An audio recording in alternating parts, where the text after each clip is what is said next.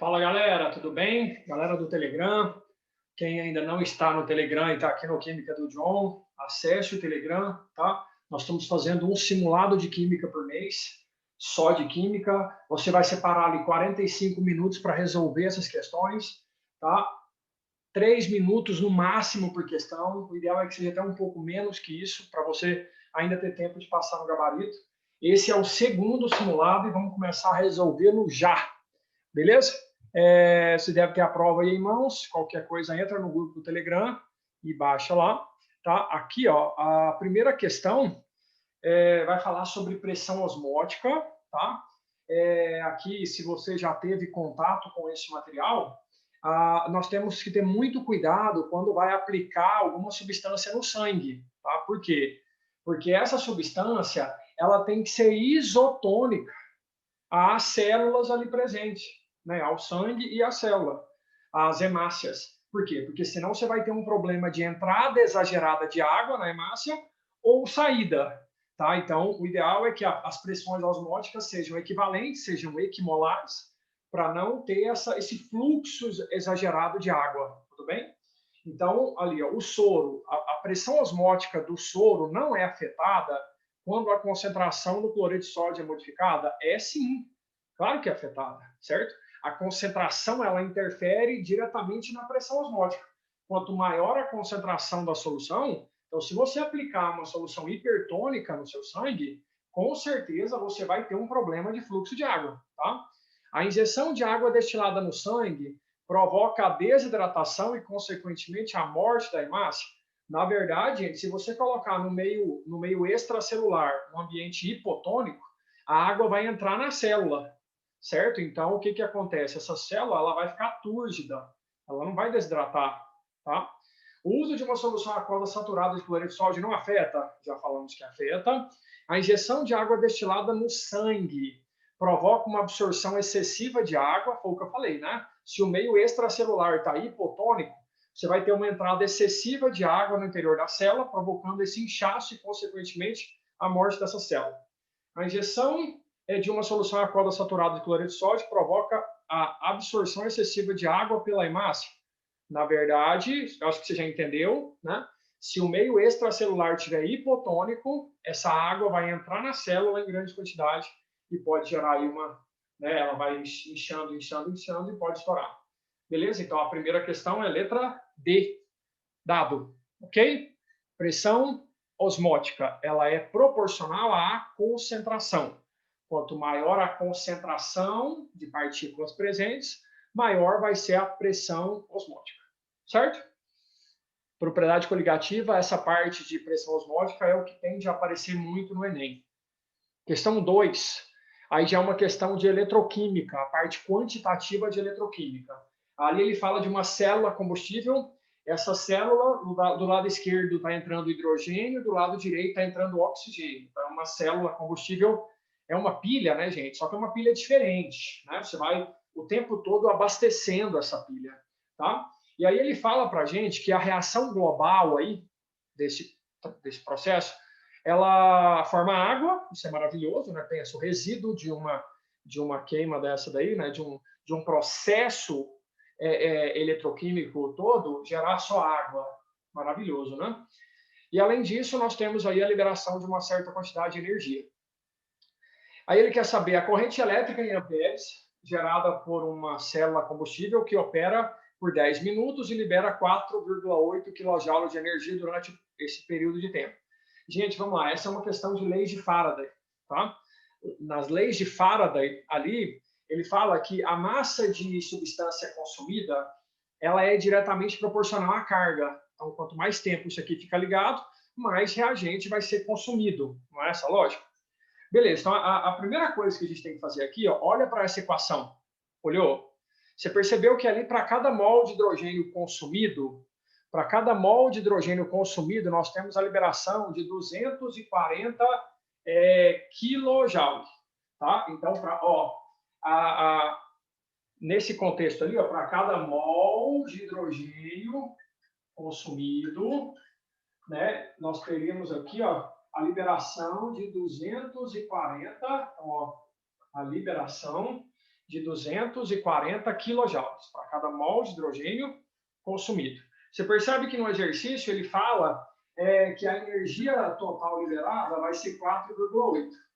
Então, ó, a quantidade de hidrogênio total que foi consumido ao longo do processo foi de 0,2 mols.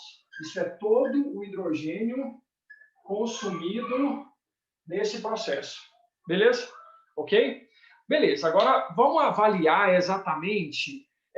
eu tô pensando só no hidrogênio, tá? Para facilitar a minha vida aqui. E como a energia está ligada ao hidrogênio, né? na reação que ele representou para você. Então, agora vamos pensar nesse hidrogênio. Por quê? Porque o hidrogênio ele entra na câmara ali do lado esquerdo, certo? E ele, o que vai acontecer com ele? Ele era zero e ele vai oxidar, certo? O hidrogênio, naquele processo ali, né? Vou dar uma olhadinha ali, ó. O hidrogênio ele entra no formato de H2, e aí, vamos entender aqui, ó. O hidrogênio ele entra na forma de H2, aí ele vai oxidar, certo? Ó, ele vai perder elétrons, e aí você vai ver os H+ fluindo para o lado direito. John, como é que é isso? Vem cá, gente, vem cá para você entender o que eu estou falando. Ó. O hidrogênio ele entra aqui do lado esquerdo, entendeu? Aí ele perde elétrons, que eles chamam aqui de eletrodo. Ó. Os elétrons eles vão seguir esse caminho aqui. Ó. O hidrogênio ele vai oxidar, ele vai perder elétrons, e aí o H+ ele passa aqui pelo meio, ó, tá? Pelo eletrólito aqui, ó, e os elétrons fluem lá por cima, beleza? Nesse caso aqui, na verdade, ele escreveu o fio aqui, ó. O fluxo de elétrons é da esquerda para a direita. Ele representou aqui o I, que é a corrente convencional, tá? Então, o que está acontecendo aí é o que eu escrevi no quadro agora. O hidrogênio está oxidando, tudo bem? Aí, que continha que você vai ter que fazer aqui, ó? A continha agora é o seguinte. Percebeu que a proporção aqui, ó, a cada hidrogênio consumido, nós temos aqui a liberação de 2 mols de elétrons. Não é isso? Certo? Então, ó, para cada mol de hidrogênio consumido, nós temos a liberação de 2 mols de elétrons. Gente, 2 mols de elétrons são 2 faradays, tá? Esse é um valor constante, aproximado, de 96.500 coulombs. Geralmente as questões fornecem esse valor, né? Nesse caso aí ela não forneceu, então complicou, tá? Isso é constante de Faraday. Cada mol de elétron em trânsito representa uma carga elétrica, transporta uma carga elétrica de 96.500. Como aqui são 2 mols, 2 vezes esse valor, tá? Agora, qual é a quantidade total de hidrogênio que foi consumida pela regra de 3 anterior? Não foram 2 mols? Então aqui, ó, você encontraria a carga elétrica, certo? Ó, aqui, ó, você vai encontrar a carga elétrica, certo? Beleza? Só que essa carga elétrica, eu quero que você entenda que ela é a corrente vezes o tempo, entendeu? Então, o kit que a gente fala, né? A corrente eu não sei, e o tempo tem que ser em segundo, tá, gente? Para a gente conseguir encontrar em coulomb, né, a carga, o tempo tem que ser em segundo. Então, ele está ali 10 minutos, então 10 vezes 60. Para você encontrar ele em segundo, ampere vezes segundo vai dar o quê? Coulomb, certo? Então, já fiz essas continhas aqui, ó, no meu rascunho aqui, ó, vai dar 6,43 amperes. Essa é a corrente elétrica que ele pergunta no exercício, né? Ele perguntou o quê, ó? Olha lá, a corrente elétrica em amperes gerada por essa célula. Essa célula gera uma corrente elétrica de 6,43 amperes. Beleza? Ok, Telegram? Bora? Ótimo. Então, a próxima questão aí. A próxima nós temos assim, ó. A tabela indica a tensão elétrica mínima, outra questão de eletroquímica, né? Trabalhando aí a parte espontânea de eletroquímica também. Ele coloca aqui determinado equipamento tem uma tensão de 2,2, né? Isso é o quê? É a tabela que indica a tensão elétrica mínima para colocar um aparelho em funcionamento. Aí ele fala assim, ó, que você tem uma certa bateria que você pode usar, né, para ligar algum eletrodoméstico, para algum equipamento. Então, e essa bateria, ela é um conjunto de 4 células. Uma bateria é uma associação de células em série. Então, aí são 4 pilhas em série. Cada uma dessas pilhas consiste em um dispositivo com eletrodo de níquel e de prata. Então, gente, aqui você vai fazer uma pilha usando prata e níquel, certo? Uma pilha usando prata e níquel. Ele te deu os RED, não deu? Certo, então olha a pergunta depois. Desprezando a resistência interna, ou seja, seria um gerador ideal aí, né? O equipamento que funciona com a tensão elétrica mínima igual àquela gerada pela bateria, gente, vamos ver a DDP gerada por essa bateria, por esse conjunto de pilhas. Primeira coisa, vamos achar a DDP de uma pilha dessa, de uma célula, pode ser? Certo? De uma célula. O que você vai fazer? Ó, seguinte. Se ele te deu os 2 RED, gente, vamos lá.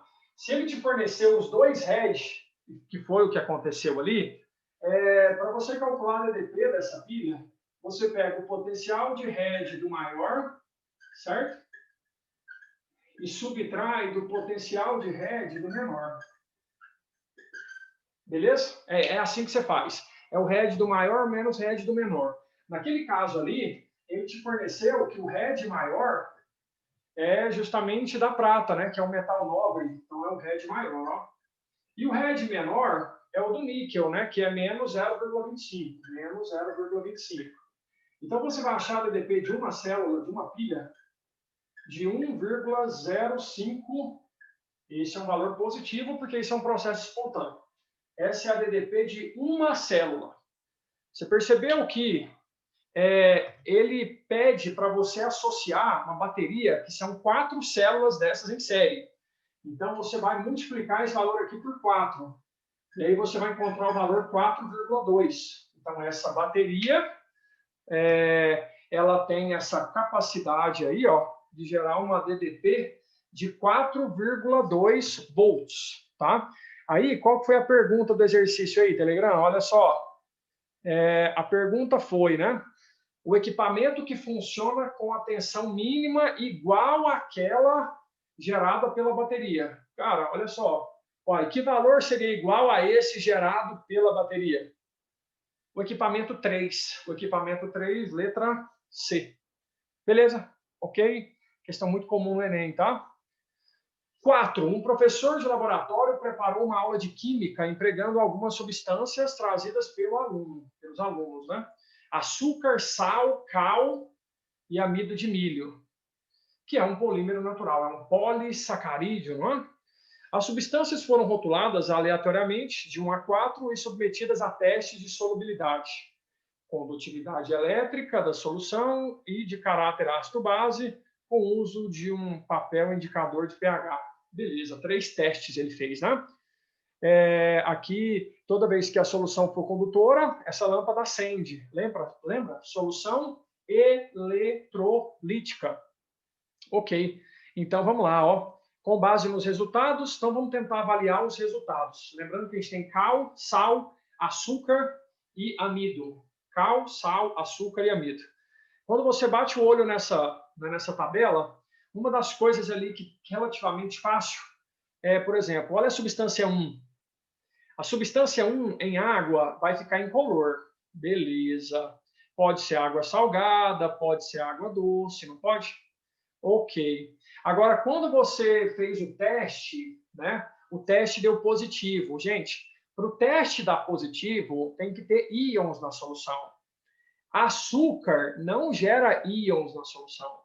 Agora, o sal de cozinha, sim.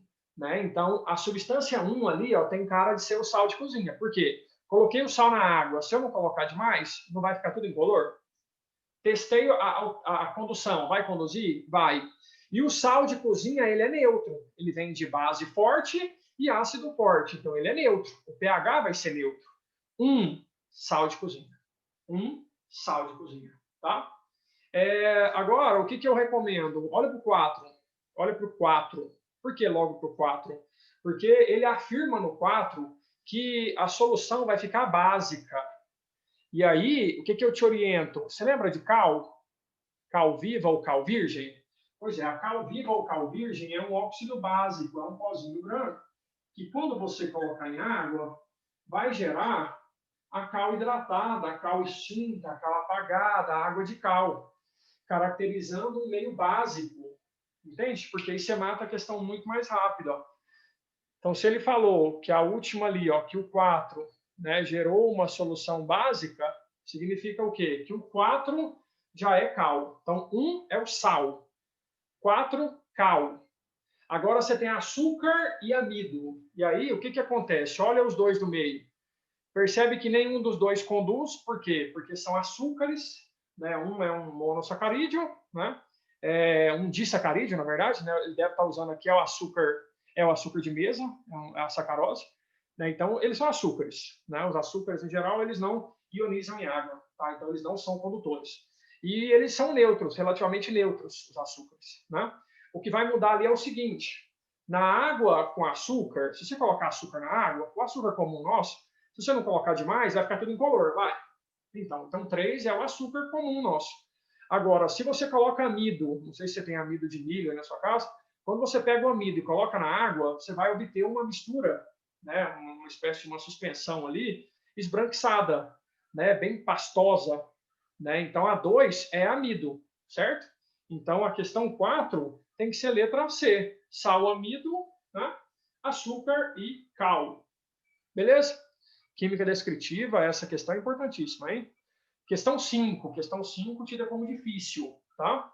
Você tem uma indústria de galvanoplastia, ela tinha 100 litros de efluente de ácido fúrico. Problema, né? Como é que você joga ácido fúrico? Né? Como é que você descarta isso? De ácido fúrico 0,01 mol por litro. Para o tratamento desse efluente, ou seja, para neutralizar esse efluente, o operador de processos químicos utilizou uma das soluções relacionadas. Então, ele quer remediar o problema. E se ele quer remediar o problema, isso tem cara de Enem, tem? Ótimo, então vem comigo. Se ele quer remediar o problema, nós vamos ter que avaliar a situação primária aí, ó. É assim, ó. Se o ambiente está ácido, eu preciso de uma substância básica, certo? Primeira coisa que você vai pensar, se o efluente é ácido, eu preciso de uma substância básica. Uma substância básica tem pH acima de 7. Então, não pode ser a solução 3. A solução 3 eu já descartei. Por quê? Porque a solução 3 é ácida. Vai jogar um ácido em cima de outro? Não vai adiantar nada. Agora, a solução 1 e 2, como é que nós vamos analisar isso?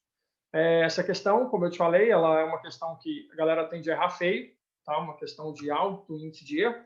E aí, olha só, você percebeu que ele fala para vocês que a concentração de ácido sulfúrico, ó, de H2SO4 é de 0,01 mol por litro. 0,01 mol por litro.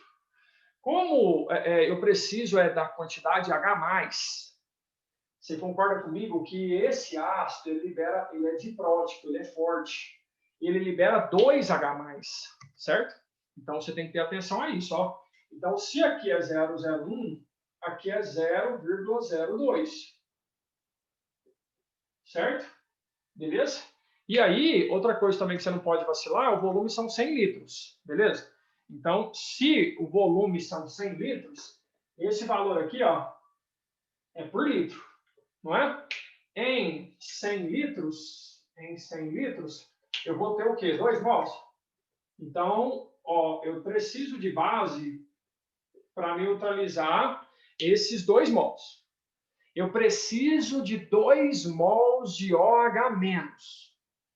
Onde eu vou achar isso? Tá, vamos analisar, por exemplo, a letra A.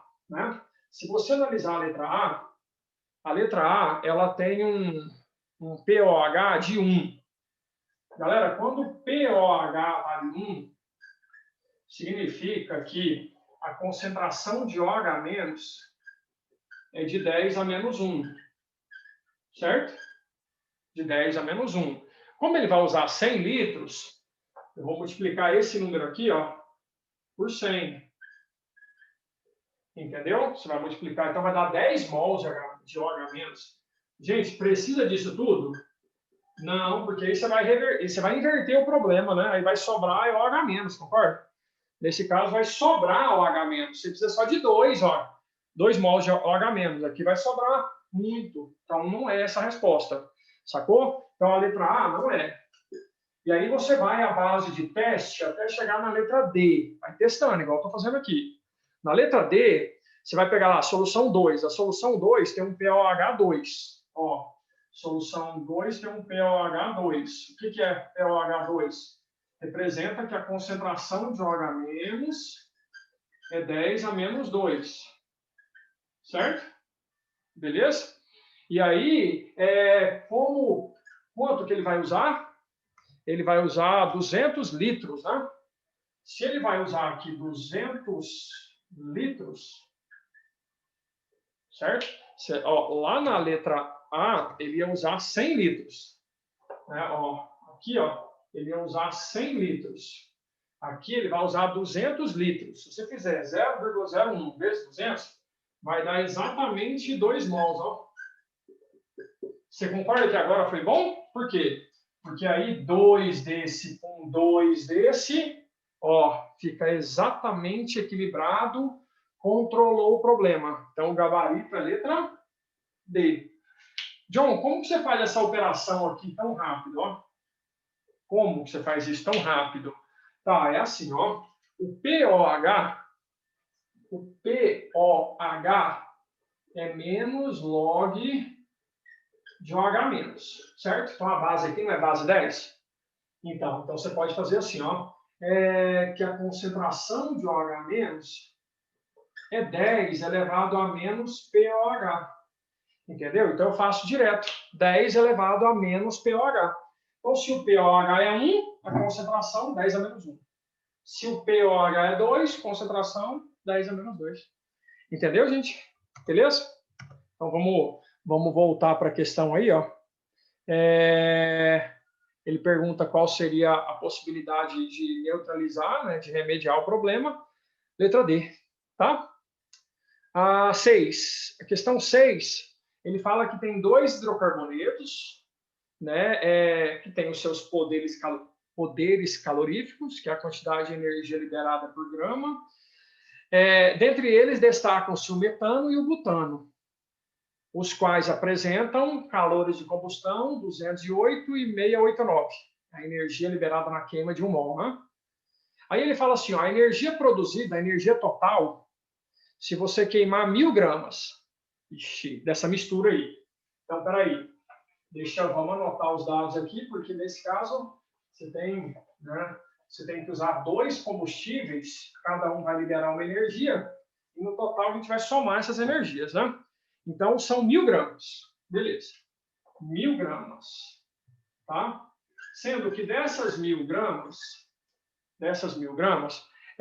2 partes vai ser de metano, ou seja, 200 gramas de metano e... Opa, 200 não, 400, né? 2 partes, né?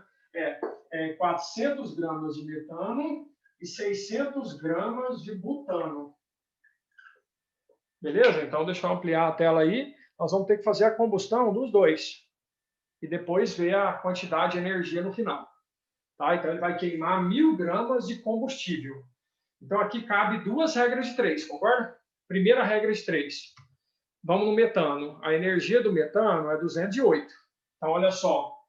208 quilocalorias, 208, quando a queima é de 16 gramas. Por que 16 gramas? A massa molar do metano é 16. Tá? Agora, com o valor 400, aqui seria X. Aí você vai fazer algo parecido no outro, né? O outro é 689. Então, 689 quilocalorias é a energia liberada por mol. A massa molar do butano, 48 mais 10, 58. 58. Beleza? Qual a energia liberada nesses 600? É uma questão que provavelmente, galera, eu deixaria para o final da prova devido aos cálculos, né? Porque, assim, eu sei fazer, tá acabada na agulha, mas, assim, vai demorar um pouco, então deixa ela para um segundo momento. E aí você tem que somar o X com o Y, né? Ele não quer saber a energia total liberada. Isso vai dar 12.000, ó, quando você somar isso com isso, né, o X mais o Y aí, ó, vai dar aqui nas minhas contas aproximadamente 12.327 quilocalorias. Esse é o valor aproximado, tá? Beleza? Então, assim, essa questão não é tão difícil se a abordagem fosse mais qualitativa, né?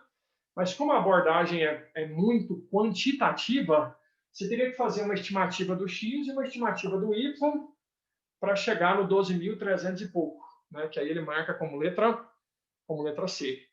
Ok? Questão 6. Questão 6 é uma questão que envolve cálculo estequiométrico. Então, esse simulado ele ficou pesado em cálculo. Tá? Eu queria ver como é que você ia se virar se a prova tiver uma vertente muito quantitativa. Ele vai colocar água no carbureto, né, no carbeto de cálcio, aí vai gerar hidróxido de cálcio e o acetileno, né, o etino. E aí ele fala assim, ó, considerando um procedimento experimental no qual o rendimento foi de 80%, então é uma reação que não tem um rendimento total, ele quer saber o volume de acetileno produzido a 27 graus Celsius e um ATM a partir de 3,2 toneladas de carbeto, certo? Então, esse tipo de exercício você espera no Enem, cálculo estequiométrico é uma parte de uma incidência muito grande no Enem. Então, aqui, ó, o detalhe é o seguinte, professor, eu posso usar aquele 22,4? Não, você não pode usar o 22,4. Por quê? Porque não é CNTP. A CNTP é 0 graus Celsius e 1 ATM. Vixe, John, então eu vou ter que... Como é que eu faço, hein? Como é que você faz? Você vai ter que primeiro aplicar aqui, ó. Se você não... né, a maioria vai ter que acabar aplicando primeiro aqui, ó, antes de entrar no cálculo estequiométrico em si. Por quê? Porque ele falou as condições, não falou? Não falou que a pressão é μ. Eu quero saber, a princípio, o volume molar, o volume de 1 mol, tá? Eu estou calculando isso aqui primeiro, ó, porque esse dado não me foi fornecido, tá? Eu quero saber o volume de 1 mol de gás nas condições do exercício, ok? A gente chama de volume molar isso, tá? Então, o R, ele não te deu, né, gente? Mas como está em ATM, a gente já sabe o que usar. E a temperatura em Kelvin é 300. Então, o volume molar, ele é 24,6 litros. Não é 22,4, entendeu? Então, cuidado. Agora você vai para a parte de cálculo estequiométrico. Lá na reação, como ela já está balanceada, percebe que lá, ó, o carbeto de cálcio, ele forma um acetileno. A proporção entre o carbeto e o acetileno é de 1 para 1, beleza? Só que, vamos lá, esse dado aqui, ó, te foi fornecido em massa, não é? Não está no texto esse dado? E esse aqui, ó, ele quer saber em volume. Ele quer saber o volume de acetileno produzido nas condições do exercício. Então, tá. Então, vamos tocar o barco aqui, ó. Vamos lá, a massa molar aqui, né, porque é 1 para 1, mas aqui eu vou trabalhar em massa. 40 mais 24, 64. Agora aqui, o que é 1 mol dessa substância? Bem, nas condições que ele me deu, 1 mol equivale a 24,6 litros. Toda a informação que você colocar aqui vai estar em massa e todas que você colocar aqui vai estar em volume. Beleza, então isso formaria isso. Concorda?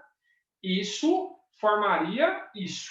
Só que não vai formar, porque o rendimento, do jeito que eu estou fazendo aqui até agora, é como se o rendimento fosse absoluto, 100%. Mas não é, né, gente? O rendimento é de 0,8%, não é 80%? Então você já aplica esse rendimento para formatar a sua regra de 3 já nessa nova condição. Beleza? Aí ele fala para você partir de 3,2 toneladas, né? Que aqui, como eu vou ter que cortar a massa, então eu vou ter que colocar isso aí em gramas, tá? 3,2 vezes 10 a sexta gramas, né? 3,2 toneladas. E aí, gente, aqui, ó, já vai ser a resposta do exercício em litros, certo? Em litros. Se você, então olha aqui, ó, fez as continhas aqui, bonitinho, né? Você deve encontrar aí em litros, vai dar o que isso aí? Ó, a pergunta, ele quer em metros cúbicos, né? Vai dar aqui 984 mil litros, ou 1 litro são 1.000 metros cúbicos, né? Então, 984 metros cúbicos. Confere? Qualquer coisa, joga um stop aí, ó, e dá uma analisada. Essa questão, gente, porcentagem de acerto dela vai, com certeza, por volta de 10%, 7%, tá? Uma questão de nível muito alto, tá? Que envolve volume molar, não é SNTP, envolve rendimento, tá? Então, o trabalho aí é grande. E isso que a forma como eu faço é mais direta, né? Porque dependendo da forma que você fizer aí, Jesus amado, tá? Então, vamos para a próxima, né? A próxima é modelo de Rutherford. Lembra aquele experimento que Rutherford faz, né? No começo do século XX, para avaliar aí alguns detalhes importantes. E com isso, com esse experimento, ele acaba tendo que criar um novo modelo. Você viu que ali as partículas alfa, os raios alfa, muitos deles atravessam a lâmina, alguns não atravessam, né? Isso foi uma surpresa.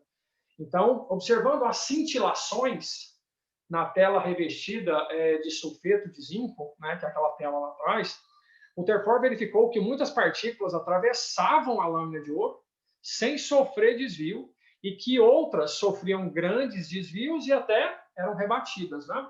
De acordo com o experimento de Rutherford, está correto o que se afirma em: as partículas alfas sofrem desvio ao colidir com o núcleo do átomo de ouro? Não, gente. A imagem não me mostra isso.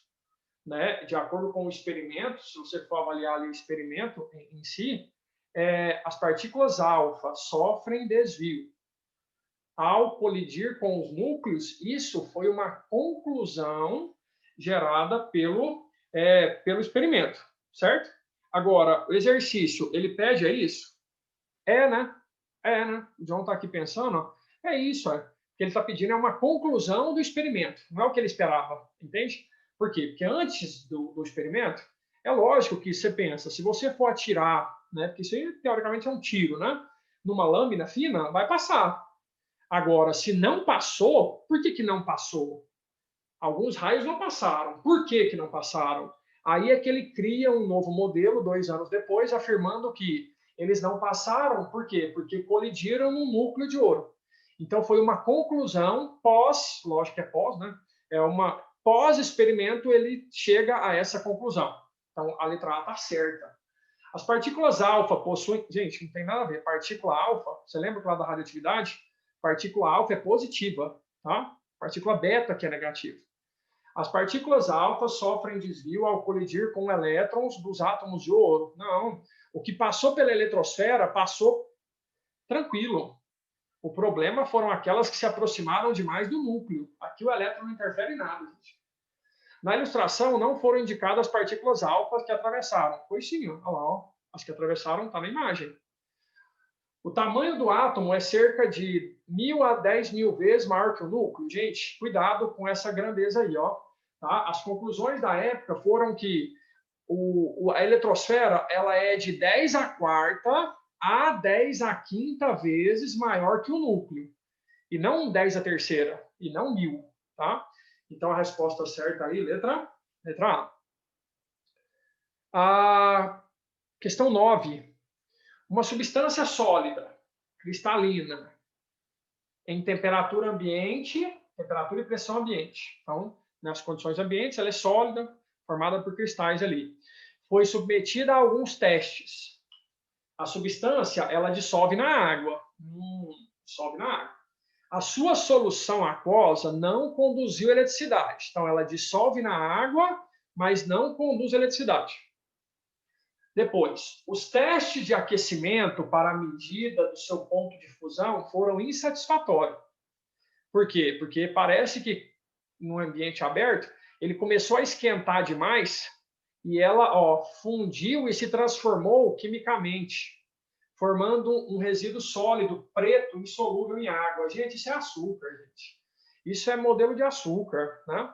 Os açúcares, não sei se você já fez aí calda de pudim, quando você começa a esquentar o açúcar demais, se você passar da conta, ele vai sofrer um processo de decomposição, tá? Ele vai carbonizar, vai formar água e carbono, e a água evapora, entendeu? Então fica tudo preto, carbonizou, o corpo carbonizou, o açúcar carbonizou. Então você foi esquentando ele, esquentando ele, esquentando ele, achando que ele só ia derreter, e na verdade, dependendo do aquecimento que você faz, ele não só derrete, como logo depois ele começa a se transformar, e aí você tem uma situação indesejável. Isso tem características, né, por tudo que ele falou no texto, isso é característico de um açúcar. Você vai procurar no texto, nas alternativas, o único açúcar presente, glicose, letra D. Beleza? Questão 10. A questão 10, ele vai falar sobre, ó, velocidades de gases, velocidades de deslocamento de gases. Isso é chamado de velocidade de efusão. É a velocidade com que um gás, né, se desloca, ocupa um determinado ambiente. Então, olha ali, ele fala que em um episódio de uma determinada série, o protagonista foi trancado em um quarto e conseguiu escapar dos seus perseguidores ao fazer uma fumaça branca, misturando HCl com amônia, presentes em produtos de limpeza. A relação correta entre as velocidades, gente, isso aí é velocidade de difusão, velocidade de deslocamento de um gás, né, em um determinado ambiente. Tá? A velocidade, isso aí chama lei de Graham, ok? Lei de Graham. O que diz a lei de Graham? Que a velocidade ela é inversamente proporcional à raiz quadrada da densidade, tá? Que nesse contexto aí, como ele está comparando os dois gases nas mesmas condições, eu poderia dizer que a velocidade aí, ó, ela é inversamente proporcional à raiz das massas molares. Então, se eu estiver pensando no HCl e na amônia, né, a amônia ela é mais leve. Com isso, a velocidade de efusão dela, né, de espalhamento, é maior, enquanto que o HCl ele tem uma massa molar maior. Consequentemente, a velocidade de espalhamento dele é com a menor. Tá? Então, a questão 10 é letra C. É isso, né? Matou. Beleza? Vamos lá. 11. A velocidade, então, deixa eu colocar ali para você. Ó. Olha lá. Agora vem a questão 11. A questão 11, gente, ela vai trabalhar com balanceamento. Tá? John, eu posso balancear do jeito que eu quiser? Claro, do jeito que você conseguir, na verdade, né? Não é nem do jeito que você quiser. Aqui, ó, você tem lá o KCl, né? Que vai reagir com o SO2, que vai reagir com o oxigênio, que vai reagir com a água. E aí você vai ter aqui, ó, a formação do K2SO4 e do HCl, né? Beleza. E aí, como ele pede fazer um balanceamento com os menores inteiros possíveis, né, a gente pode tentar, né, gente, por tentativa, se você for por autodedução é uma coisa, agora se for por tentativa, se você, por exemplo, pegar essa fórmula aqui de maior atomicidade e tentar registrar aqui o número 1, você teria uma situação assim, ó, você colocaria um aqui e um aqui, né? Aí seria um cloro, opa, um aqui não, dois aqui, né? Porque aí você pensa no potássio. Dois aqui, certo? Tá, só que aí, o cloro, você teria que colocar um 2 aqui, ó. Não é? Pro cloro ficar certinho. E aí, depois, o que você teria que fazer? Bem, você teria que fazer, aqui você já arrumou tudo, né? Então, o oxigênio aqui, ó, vai te dar problema. Por quê? Porque o oxigênio aqui você fixou em 4, né? E aqui, ó, já tem 5. Então, o que significa? Ter começado aqui com o número 1 foi insuficiente. Ah, é? Então, peraí, começar com 1 ali não foi bom, né? Entendi. Então eu vou começar com 2, ó. Vamos ver se assim é suficiente, né? Deixa eu só, só para dar uma desembaçada aí, né? Ó, comecei com 2 aqui, certo? Então eu tenho que ter um 2 aqui, ó. E aí, como ali tem cloro, 2 cloros, eu vou colocar um 2 aqui, ó. Certo? Aí o enxofre aparece 2 vezes, eu vou colocar um 2 aqui, ó. Entendeu? Aí o hidrogênio aparece 2 vezes, eu vou fixar um aqui, ó. E aí o oxigênio aparece 8 vezes, como aqui já tem 4. É isso, gente? Ó, vamos ver aqui, vamos até conferir ali com os... Ainda, com esses números, ainda não foi legal? Ou foi? Ah, aqui, ó, peraí, tem uma coisa aqui que o John fez, ó, 4 potássios, opa, 4 potássios, né? É tentativa, né, gente? Então, então aqui tem que ser 4, ó. Beleza, então aqui tem que ser 2. Entendi. Ok. Então são 8 oxigênios, né? Aqui já tem 4, 5, 6. Então se eu pôr um aqui, ó, deu certo. Agora sim deu certo. Tem alguma alternativa que responde a isso? Parece que é a letra C. Vamos conferir lá? Letra C, 4, 2, 1, 4, 2, 1, 4, 2, 1, 2, 2, 4. Isso, letra C. Tudo bem? Terceira questão. Existem vários modelos para explicar as diferentes propriedades das substâncias, em termos da sua estrutura submicroscópica. Considere os seguintes modelos. Então, ele vai trabalhar muito aqui a questão estrutural, relacionada a ligações, relacionada aos compostos, né? Assinale a alternativa que apresenta substâncias que exemplificam, respectivamente, cada um dos modelos. Então, vamos lá, gente. Uma molécula, ele já usou o termo molécula. O termo molécula é recorrente para a ligação covalente, se movendo livremente. Concorda que o nitrogênio, ele se conecta ao outro nitrogênio, o gás nitrogênio, ele é uma molécula composto de ligação covalente, né? Então, só que a letra B, a água líquida também é. Né? A letra C, o gás nitrogênio também é, a água líquida também é, e o gás metano também é. Então, pelo item 1, você não resolveu nada. Agora o 2. Íons positivos imersos em um mar de elétrons localizados. Você lembra que isso é teoria de ligação metálica. Na ligação metálica, você tem cátions na estrutura e os elétrons em uma nuvem eletrônica varrendo a estrutura, percorrendo a estrutura. Então, o item 2, ele tem que ser uma substância metálica. Então, vamos lá. A letra A pode ser. A letra B, não. A letra C, não. A letra D ainda está na jogada e só. Só está na jogada A e D. O item 3. Agora eu tenho íons positivos e íons negativos na estrutura, no retículo. Isso tem cara de tipo sal de cozinha. Um composto iônico. Tem cátions e ânions na estrutura. Entendeu? Então, isso agora é o cloreto de sódio. Então, a questão 12 é só o aspecto estrutural. Letra A. Beleza? 13. Ele fala sobre o propranolol. É um princípio ativo de medicamentos amplamente prescritos para doenças cardiológicas, né?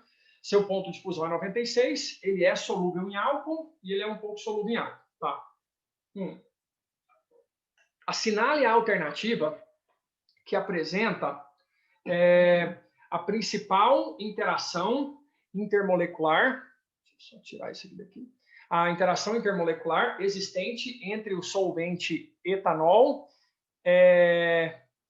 Presta atenção. Você concorda comigo que ele falou que isso aqui dissolve no etanol, certo? Qual que é o nome da interação entre os dois? Vamos lá. Você lembra que quando o H liga ao FON, aqui não tem o H ligado ao O, aqui não tem o H ligado ao N, como é que chama esse tipo de interação? Quando o H liga ao FON, ligação de hidrogênio. Então, isso você já sabe, ligação de hidrogênio. Agora, quais são as funções orgânicas presentes aqui? O oxigênio entre carbonos, éter. Hidroxila em carbono saturado, álcool. Nitrogênio, nessa forma aqui, né, conectado a carbonos e ao hidrogênio. Isso aqui é uma amina o quê? Secundária? Secundária, né, uma amina secundária. Tá? Então, a questão 13 também é letra A. Ligação de hidrogênio, éter, álcool e amina. Ok? Questão 14. Ele te dá ali um composto. De acordo com a forma estrutural, é correto afirmar que... Gente, isso é um hidrocarboneto? Não é. Hidrocarboneto só tem carbono e hidrogênio. Então, a letra A está errada. A letra B, apresenta 2 grupos funcionais álcool. Gente, cuidado. Aquele OH ligado no anel aromático, no anel benzênico, é um fenol. Álcool é só lá em cima. Possui cadeia mista? Tem grande parte fechada e uma parte aberta lá em cima, né? Insaturada, ok. Só que não é heterogênea. Gente, para ser heterogênea, o elemento diferente de carbono e hidrogênio, ele tem que estar entre carbonos. Aqui tem O, tem, mas ele não está entre carbonos, certo? E aí a letra D e a letra E, é lógico, a letra E vai dar um trabalho, né? Você vai ter que ficar testando a fórmula aí. Mas a letra D, ele fala em 6 carbonos terciários. Se você for contar aqui, ó, esse não é terciário, na verdade, terciário aqui, vamos olhar, esse aqui é secundário, esse é secundário, esse é secundário, esse é secundário. Nesse encontro aqui, ó, você vai formar o primeiro terciário, nesse encontro aqui. No encontro de cima, outro terciário, 2. Nesse encontro aqui, 3. Nesse encontro aqui, 4. Esse encontro aqui você não conta, porque ele já é quaternário, foi o que ele falou.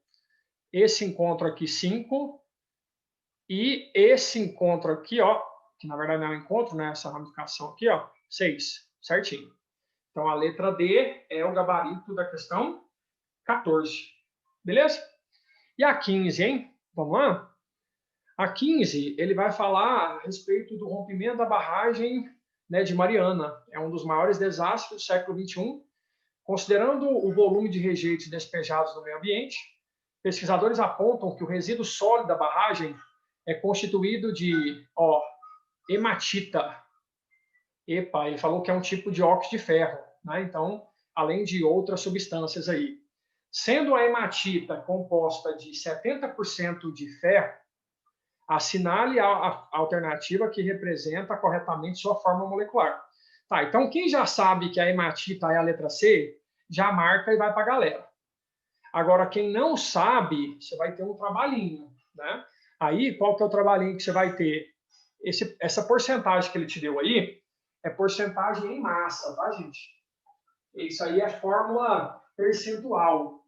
Então, na fórmula percentual, o ferro ali está representando 70% em massa e o oxigênio 30%. Não é? Aí você vai ter que fazer o seguinte, ó.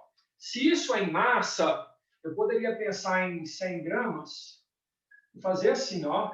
70 gramas de ferro, entendeu? E 30 gramas de oxigênio. Como eu quero a proporção em quantidade de matéria, você vai dividir pela massa molar. O ferro é 56 e o oxigênio é 16, entendeu? Porque eu quero achar uma proporção em quantidade, beleza? Então, deixa eu só pegar aqui, ó. Eu quero achar uma proporção em quantidade. Então, vai ser 70 dividido por 56, vai dar 1,25. Aqui, ó, 1,25.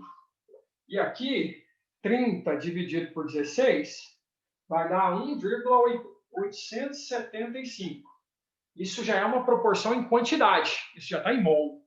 Só que como não deu inteiro, eu vou dividir os dois pelo menor deles, tá? Porque como não deu inteiro, né? Eu estou procurando uma proporção inteira. Então, eu vou dividir os dois pelo menor deles, ó. Certo? Aqui eu vou achar 1 e lá embaixo eu vou achar 1,5. Ainda não deu uma proporção inteira, mas agora tá fácil, tá? Por quê? Porque tudo que você fizer com um número, você tem que fazer com o outro, que é só um trato matemático, né? Para você não mexer na proporção. Entendeu? Então, aqui vai ficar 2 e 3. Então, a hematita, ela tem essa fórmula mínima aqui, ó. Mas para quem já sabia, poderia ter marcado direto. Certo? Gente, espero ter ajudado, né? A gente faz meio na correria aqui, mas sabe, para agradar vocês, para ajudar vocês, tá? Me dê um feedback, tá? Se você estiver assistindo, né, tira um print, joga lá no Instagram, legal, o tio John está me ajudando, tá? Me dá esse apoio aí no Telegram, no canal do YouTube, viu? Assina o canal, nós estamos juntos aí com o nosso sucesso. Valeu? Beijo, beijo, até mais. Tchau! Até mais, gente. Um abração.